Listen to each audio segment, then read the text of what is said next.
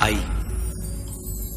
ही दोनच अक्षर, पण माझ्यासाठी माझं संपूर्ण आयुष्य, माझ्या प्रत्येक क्षणात जिचं अस्तित्व आहे अशी माझी आई. आज मी आईला वेळ देऊ शकत नाही, पण जेव्हा मला एखादी गोष्ट आवडते तर मी म्हणतो आई शपथ. काही लागलं तर मी म्हणतो आई ग. आणि म्हणूनच माझा आजचा परफॉर्मन्स माझ्या आईसाठी. Love you I.